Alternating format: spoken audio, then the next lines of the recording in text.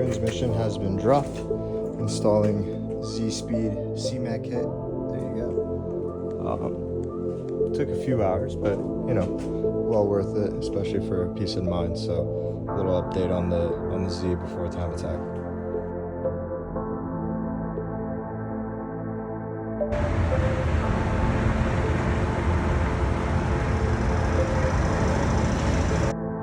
Tower beats on the track.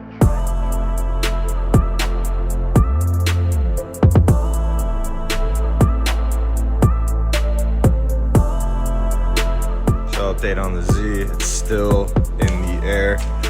Yesterday I was having massive issues with this kit and just my brain not wanting to function, but it's in. Transmission is also in, so that's all good news.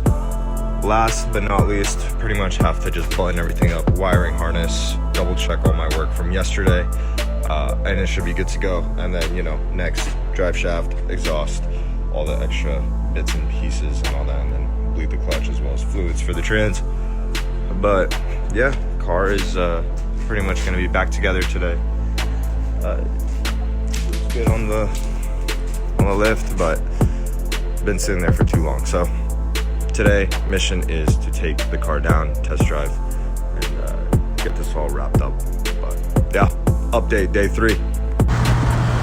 We're good. There's a few bits missing. You can see the road through that, but she drives. We're good.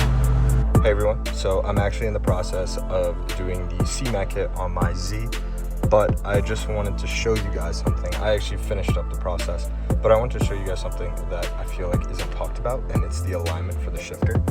So you can see here that there's a pin right there that's sticking out to the right, and that is essentially the guide pin for 5th and 6th gear. And so when you're putting this back together, what you want to do is you want to make sure, this might be hard to see without the light, but you want to make sure that pin is essentially hitting this wall, but it can still slide smoothly into 6th as well as 5th. And essentially what this is this is how it's going to guide into 5th and 6th gear.